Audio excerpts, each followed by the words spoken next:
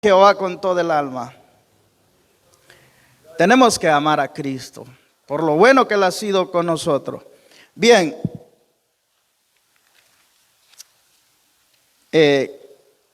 antes de que podamos empezar a hablar de la palabra de Dios, yo quiero que se pongan en pie y me ayuden a orar. Queremos que Dios sea quien los ilumine. Padre mío, en el nombre de Jesucristo, su Hijo amado, Señor, estoy aquí delante de su divina presencia, porque usted ha sido bueno, porque se nos ha dado la oportunidad de poder hablar de su palabra. Lo asumimos con toda responsabilidad, dedicación, amor, respeto hacia usted, Señor. Es su pueblo que está ahí, Padre Santo. Le pedimos que sea usted, Padre Santo, tomando el control. Gracias, Padre, por su amor. Le alabamos y le bendecimos. Amén. Bien. Anoche estudiaba y se me vino un tema. Hace varios días empecé a escribir mensajes, pero ninguno de los que tengo escritos, creo que es el tiempo todavía. Pueden sentarse, por favor, disculpen. Y ayer se me venía un pasaje bíblico y titulé el mensaje. Durante toda la madrugada estuve escribiendo y Dios me dio este mensaje. Yo puedo sentir, ¿verdad?, en mi corazón que fue de parte de Dios, y con responsabilidad pienso hablar sobre esto. El título se llama Cuando los velos se rompen. Cuando los velos se rompen. En primer lugar, cuando los velos se rompen, hay liberación. Para eso vamos a leer una cita bíblica. Ezequiel capítulo 13, versículo 21 al 23. Cuando los velos se rompen, es muy importante. Y traigo 3 puntos. Y vamos a ver que conforme cada punto hay diferentes tipos de velos y diferentes funciones, motivos por los cuales se rompen estos velos. Gracias, mi estimado, Dios lo bendiga. Bien, tienen la escritura, Ezequiel capítulo 13, capítulo 21, 23. Viene palabra de Dios a Ezequiel y dice: romperé asimismo vuestros velos mágicos y libraré a mi pueblo de vuestra mano, y no estará más como presa en vuestra mano, y sabrás que yo soy Jehová. Bien, en el año 593 al año 533 antes de Cristo, el pueblo de Israel cayó en cautividad por Babilonia, en los tiempos de Nabucodonosor. Ezequiel, siendo un sacerdote de Dios, le vino palabra de Dios. En ese tiempo resulta de que se levantaron profetas engañadores. Se levantaron profetas que engañaban al pueblo de Dios. Entonces el pueblo de Dios estaba cautivo. Habían velos mágicos. Este tipo de velos que había en este punto eran velos mágicos. Y por eso Dios le dice: romperé asimismo vuestros velos mágicos.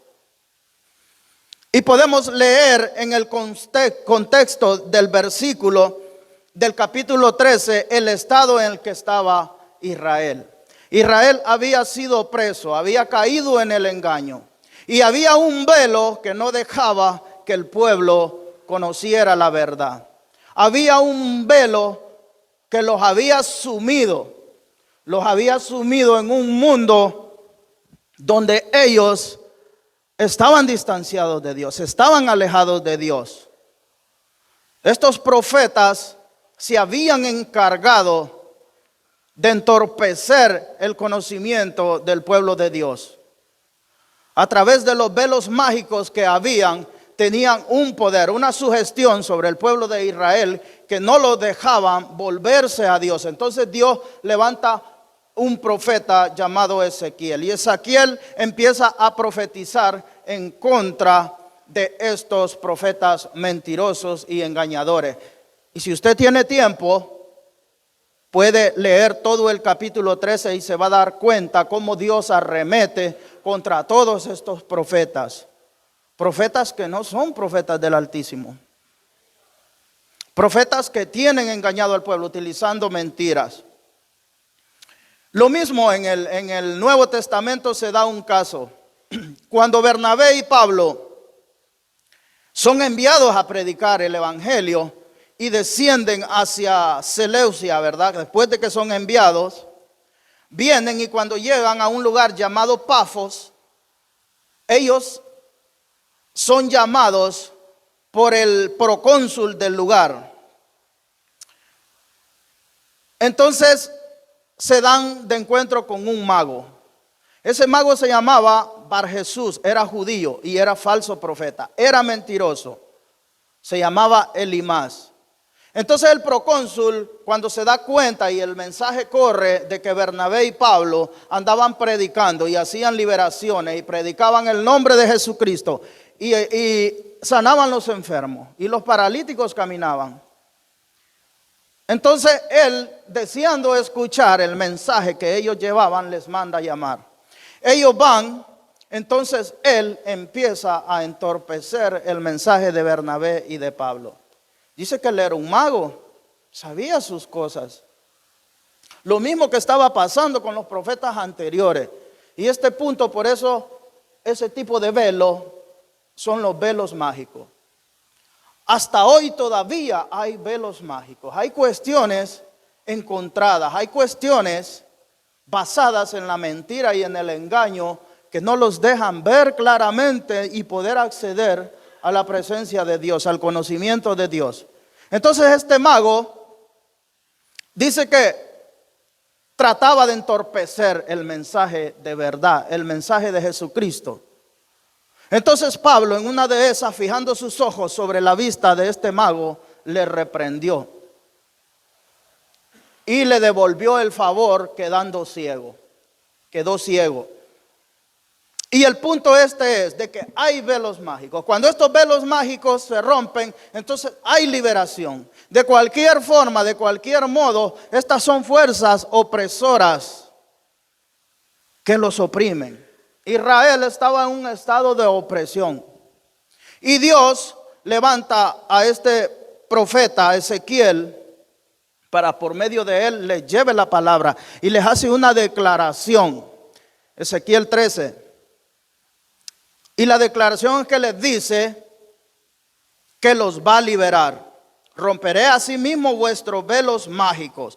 Este mensaje es para los profetas de la época. Y libraré a mi pueblo de vuestra mano. O sea, Israel había caído de la mano de Dios y se encontraba en manos de profetas, hechiceros, de profetas que hacían magia, de profetas engañadores, donde sus enseñanzas estaban basadas en mentira, en cuentos, en fábula. Hoy en día lo mismo.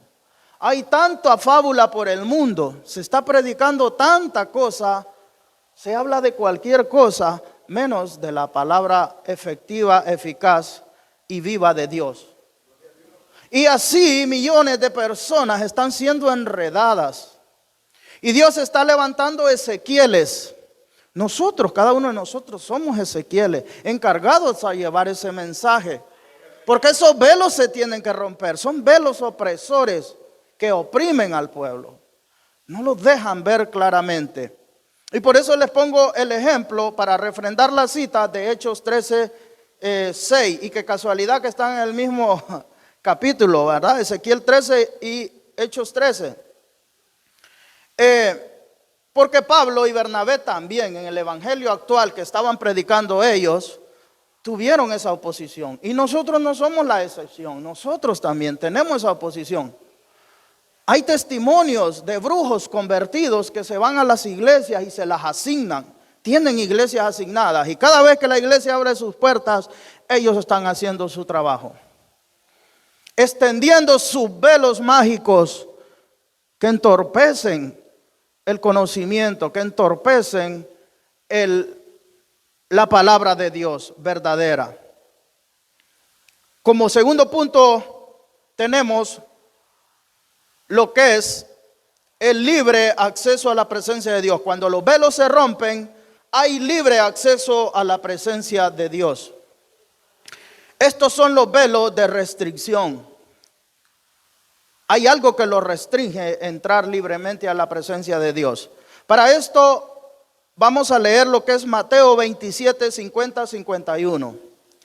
Mateo capítulo 27, 50, 51. Acuérdense que estamos hablando cuando los velos se rompen. Como primer punto, cuando los velos se rompen hay liberación. Hablamos del pueblo de Israel en Ezequiel 13, 21. También lo refrendamos con la cita de Hechos 13 del 6 al 8, cuando el mago Bar Jesús presentó oposición a Pablo y a Bernabé. Este fue el primer punto. Viene el segundo punto: cuando los velos se rompen, hay libre acceso a la presencia de Dios. Y estos son los velos de restricción. Mateo 27, 50, 51. 27, 50 y 51. Bien, mas Jesús, habiendo otra vez clamado a gran voz, entregó el Espíritu. Y he aquí el velo del templo se rasgó en dos, de arriba hacia abajo, y la tierra tembló y las rocas se partieron. Bien, aquí estamos hablando de los velos de restricción, restringen. Cuando Cristo muere, traspasó ese velo. Acuérdense de que había un velo que estaba entre el santuario y el lugar santísimo. El templo tenía el atrio, el santuario y el lugar santísimo. Allí había un velo. Y los judíos podían ingresar hasta el santuario. Incluso el judío que estaba en una condición de pecado no podía entrar ni al santuario, ¿verdad? Solo en los atrios. Vemos a María cuando pecó, que la expulsaron, ¿va? Cuando se rebeló contra Moisés y Aarón. Entonces, no todo el mundo tenía el acceso al lugar santísimo y allí había un velo. ¿Por qué? En el lugar santísimo estaba el arca del pacto. En el arca del pacto estaba la vara de Aarón, las tablas de los mandamientos y estaba una porción del maná. Y allí moraba la presencia de Dios. Vemos en un caso cuando recuperaron el arca de los filisteos, que dos de los que tomaron el arca perecieron. Entonces no se podía pasar. Para que alguien entrara al lugar santísimo tenía que tener una preparación. En primer lugar tenía que ser levita de nacimiento. En segundo lugar tenía que ser formado en el sacerdocio levita, ¿verdad? Arónico. Aparte de eso tenía que reunir ciertas condiciones para entrar al lugar santísimo. Hasta las vestiduras tenían campanillas para que cuando ellos fueran caminando sonaran y el Espíritu de Dios supiera de que se acercaban al lugar santísimo. No era todo el mundo que tenía acceso al lugar santísimo donde moraba la presencia de Dios. Cristo, con su muerte, rompe ese velo de restricción. Había una norma que restringía el acceso a todo mundo a la presencia de Dios. Cuando Cristo lo rompe, los está diciendo, se ha rompido. Todos tienen derecho, todos tienen libre acceso a la presencia de Dios. Y este es el punto número 2 que estamos tocando, libre acceso a la presencia de Dios. Más adelante, el autor de Hebreos, se supone que es el apóstol Pablo, pero no se sabe. Hebreos 4:16 hace una declaración espectacular y dice: acerquémonos pues confiadamente al trono de la gracia para alcanzar misericordia y hallar gracia para el oportuno socorro. Aquí él está refrendando esa acción que cuando Cristo murió se rompió el velo. Ese velo que limitaba a que nosotros pudiéramos acceder a la presencia de Dios. Hoy nosotros tenemos esa ventaja, tenemos ese derecho, tenemos ese privilegio espectacular de que podemos ir a nuestro aposento, podemos venir a la casa de Dios y podemos entrar libremente hacia su presencia para obtener misericordia y socorro.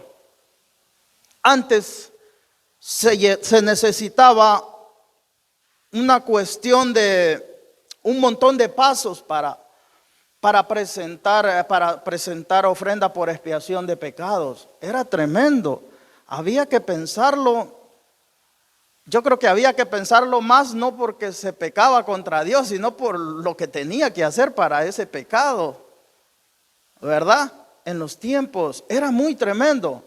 Pero hoy nosotros, ¿cuántas veces somos conscientes de que a veces pecamos? Pero cuando doblamos nuestra rodilla, viene a nuestro corazón ese sentimiento: Señor, perdónanos, perdónanos. Y sentimos esa sensación de que la culpa se ha ido y que Dios los ha perdonado ese pecado. Ese es el libre acceso a la gracia. Ese es el libre acceso a la presencia de Dios. Ya no necesitamos de palominos, ya no necesitamos de ofrenda de libación, ya no necesitamos de corderos, de novillos, de machos cabríos. Cristo lo hizo. Cristo fue esa ofrenda y no solo bastó con que Él fuera el sacrificio por nuestros pecados, sino que mientras muere, traspasa el velo y lo rompe, queriendo decir: yo accedí como primicia, siendo el primero. Ustedes también pueden acceder libremente a la gracia de Dios, a la presencia de Dios. Todos tenemos ese privilegio, bendito sea Dios. Como tercer punto, entendemos que cuando los velos se rompen, hay entendimiento. Hay entendimiento. Y para eso vamos a leer lo que es Segunda de Corintios. Segunda de Corintios.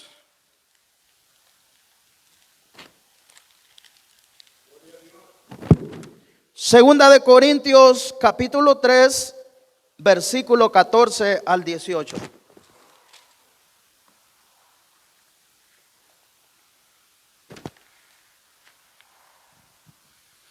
Segunda de Corintios, capítulo 3, versículo 14 al 18. Pero el entendimiento de ellos se embotó, porque hasta el día de hoy, cuando leen el antiguo pacto, les queda el mismo velo no descubierto, el cual por Cristo es quitado. Y aún hasta el día de hoy, cuando se lee a Moisés, el velo está puesto sobre el corazón de ellos. Pero cuando se conviertan al Señor, el velo se quitará. El velo se quitará, porque el Señor es el Espíritu, y donde está el Espíritu del Señor, allí hay libertad. Por tanto, nosotros todos, mirando a cara descubierta como en un espejo la gloria del Señor, somos transformados de gloria en gloria en la misma imagen como por el Espíritu del Señor. Pero el entendimiento de ellos se embotó. Había una confusión. Y aquí el apóstol Pablo está hablando de los maestros de la ley.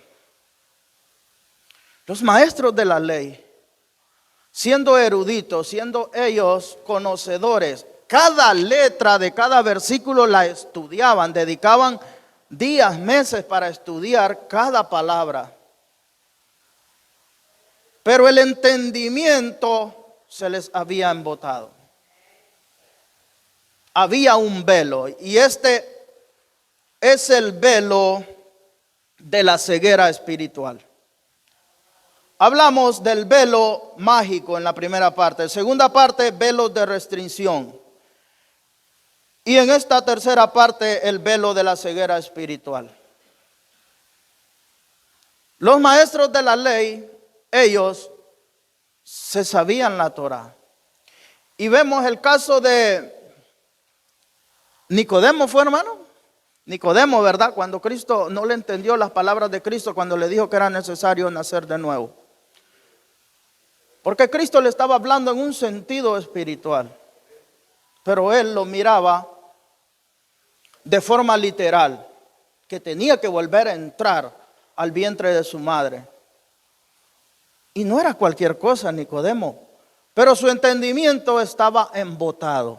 Había un velo de ceguera espiritual que no lo dejaba llegar a la verdad. Y ese velo fue el que llevó al rechazo de Jesucristo. Y hasta hoy ese velo permanece. Es un velo tremendo, el velo de la ceguera. Y nosotros tenemos ciertas cosas. Hay velos en nuestras vidas y esos velos los puede romper solo Cristo. Tenemos que darle el lugar a Cristo para que rompa esos velos.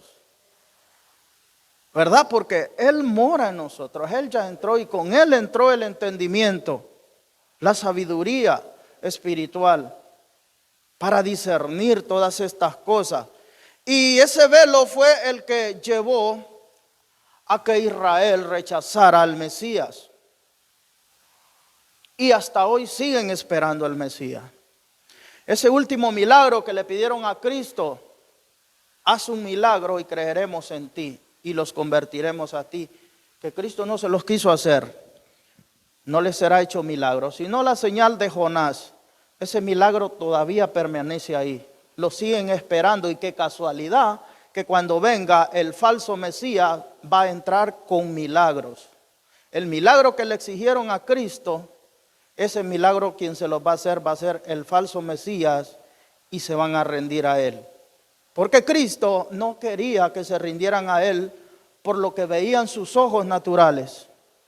Cristo le interesaba el corazón, le interesaba que lo hicieran arrepentimiento por amor, que lo aceptaran como el Hijo de Dios, como el Mesías que se había predicado miles de años atrás. Se veían desde Génesis, Jacob, cuando bendijo a Judá, él profetizó cómo iba a venir, que de Judá iba a descender Siloé, que nunca se iba a apartar el cetro, como león echado sobre la presa, ¿quién lo despertará?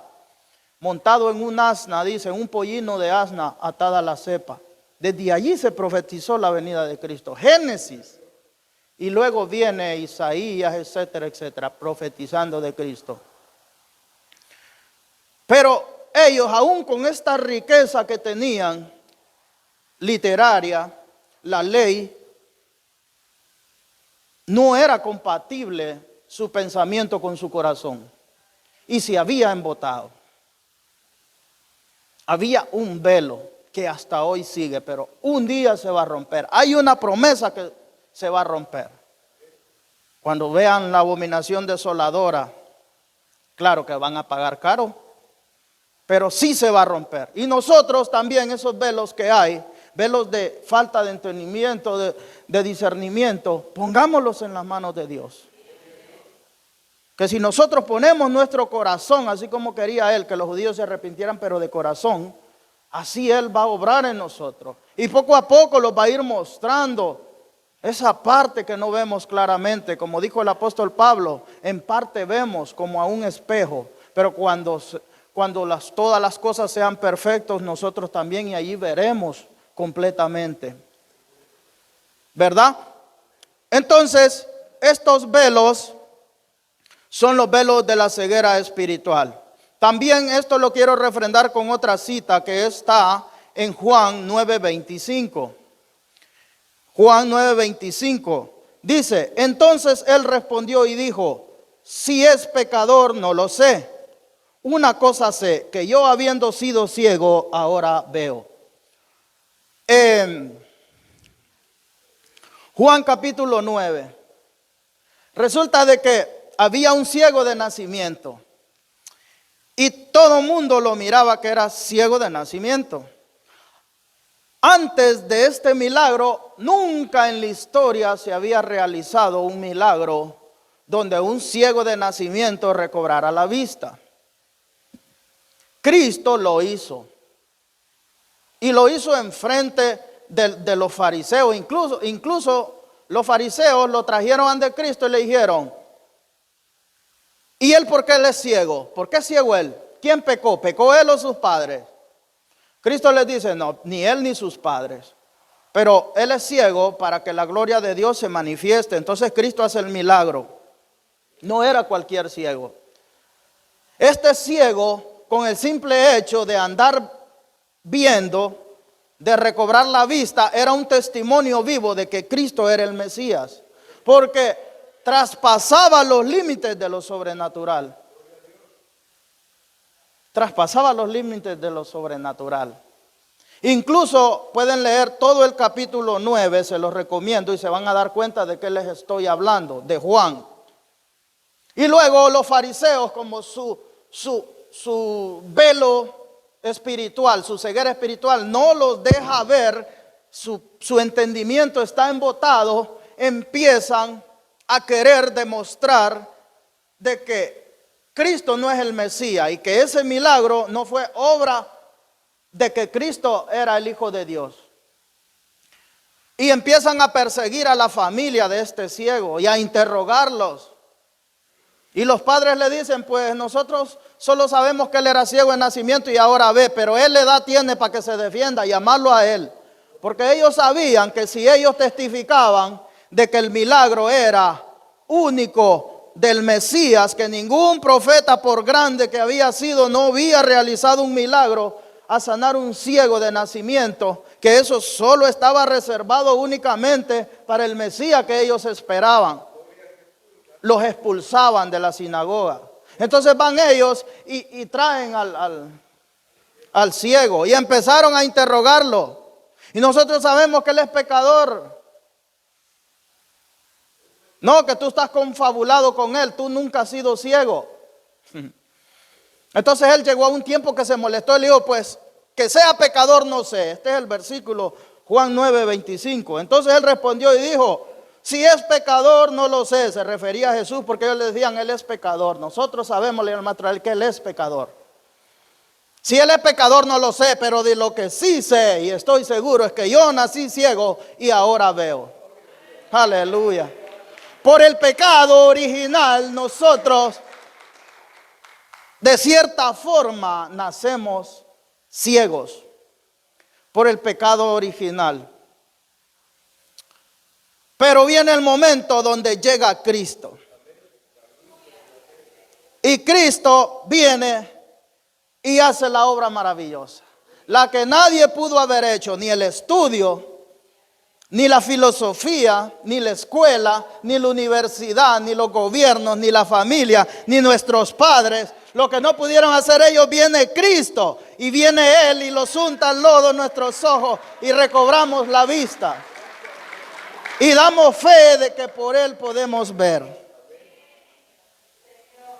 Es necesario que se rompa este velo. El velo de la ceguera espiritual. Si alguno es falto de sabiduría, pídala a Dios. Y Él la dará. Por el hecho de estar aquí, podemos decir de que ese velo ya no está en nosotros. Sí hay cosas que no entendemos, pero es natural por la condición del cuerpo donde vivimos, porque el cuerpo donde moramos tiene limitaciones. Pero se va a llegar un día, como lo dijo el apóstol Pablo, que veremos completamente todo. Vamos a tener la mente de Cristo. Ahorita vamos en camino a llegar a ser y a tener la mente de Cristo en su plenitud. Y hay cosas que no las entendemos y es normal. Nadie lo sabe todo.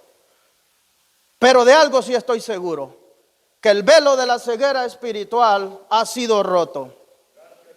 Los velos mágicos han sido rotos. Los velos de las restricciones han sido rotos. El velo de la ceguera ha sido roto desde el día que nosotros decidimos entregarle nuestra vida a nuestro Señor Jesucristo. Y aunque nosotros estemos en esta tierra y los miremos aquí, nuestra mirada está puesta en Cristo, porque sabemos de que los espera una corona, los espera una salvación. Bendito sea el nombre del Señor. Gracias Dios por este mensaje. Todos los que han venido, espero de que haya sido una bendición. Si usted gusta pasar al frente, vamos a orar. Vamos a orar, porque si todavía usted siente que hay cosas que todavía no se ve claro, entienda que esto, por vivir en un cuerpo limitado, con limitaciones, es normal. Pero también entienda que si las ponemos en manos de Dios, Dios nos muestra la respuesta, la salida y un panorama más claro. Si alguien quiere pasar al frente, vamos a orar. Vamos a orar en el nombre del